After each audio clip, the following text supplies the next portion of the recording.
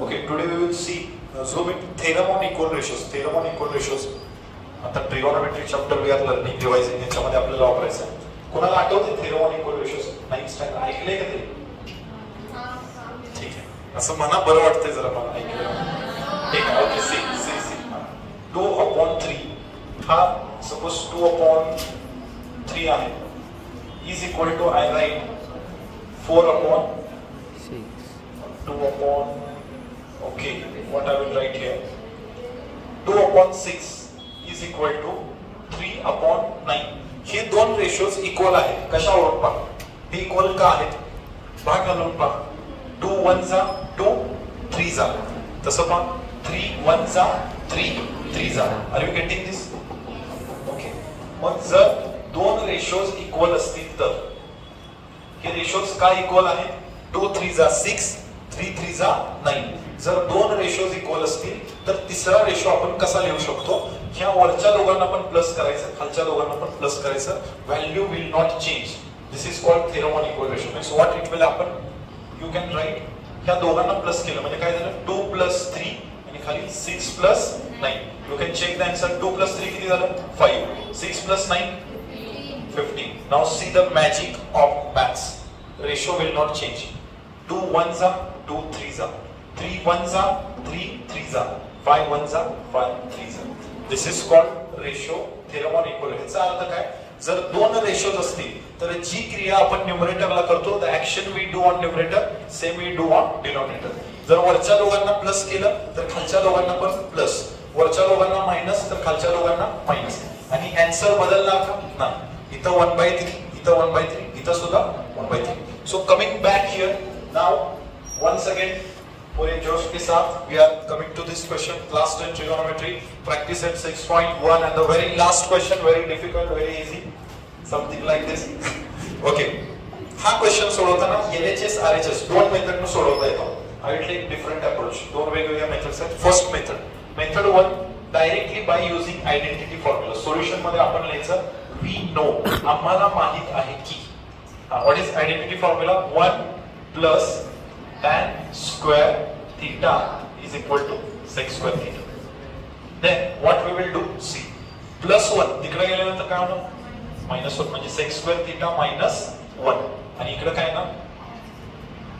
इकडे ना tan square theta. Now tan square theta ला I can write tan theta into tan theta. Again here a square minus b square.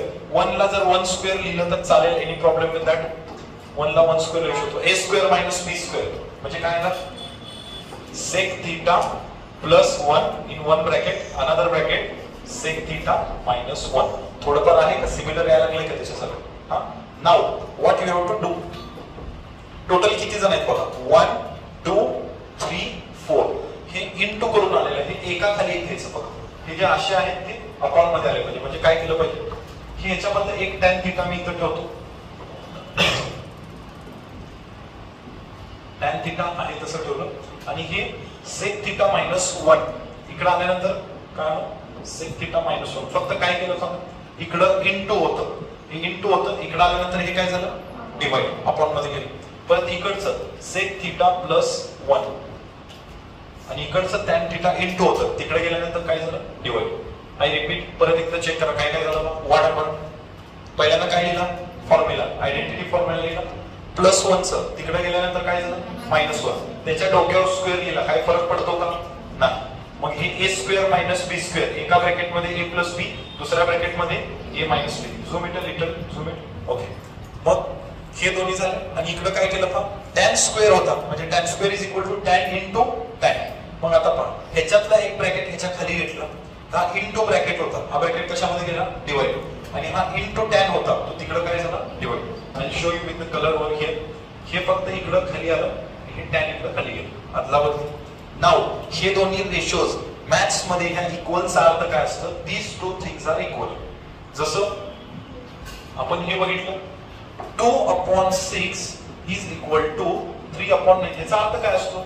हे दोन्ही रेशोचे value किती आले पाहिजे? सेम. सगळ्यांचा आन्सर किती येतं? 1/3. हा इक्वल टू चा अर्थ असतो. मग इथं आपण थेरम ऑन इक्वल रेशोज वापरायचं. व्हेरी लास्ट स्टेप काय आहे का? I'll show you. Tan theta upon इथं किती आलं? sec theta minus 1 is equal to sec theta plus 1 upon tan theta. If you remember, जर आठवत असेल तर थेरम ऑन इक्वल रेशोज मध्ये काय केलं? 2 अपॉन किती होतं? 6. 3 अपॉन किती होतं? 9. लास्ट स्टेपला आपण काय केलं? वरच्या दोघांना प्लस, खालच्या दोघांना प्लस. म्हणजे इथं जर 2 plus 3, इथं जर 6 plus 9. आन्सर किती आला आपलं? 5 upon 50. तोच रेशो आला. सेम ह्या वरच्या दोघांना प्लस, खालच्या दोघांना प्लस. आणि कारण काय येणार इथं? By using theorem on equal ratios, so the answer will be. याच्यामध्ये फर्स्ट वन कोण आहे? tan theta प्लस पुढे काय ना sec theta plus 1. याच्यामध्ये प्लस. खाली कोण आहे? sec theta minus 1 plus tan theta. Hence problem solved. You can change LHS is equal to RHS. Only rearrangement आहे थोडी. हे प्लस tan theta इकडे घेतलं. Order doesn't matter. ऍडिशन मध्ये ऑर्डर मॅटर करते का? नाही. If I write 2 plus 3 plus 5 or if I write 5 plus 3 plus 2, answer will be same. सगळीकडे प्लस आहे. हे tan फक्त आन्सर मध्ये कुठे घेतलंय? इकडे. LHS is equal to RHS. Hence true. Can you check it out? You say पहिल्यांदा काय वापरलं? Which formula we use?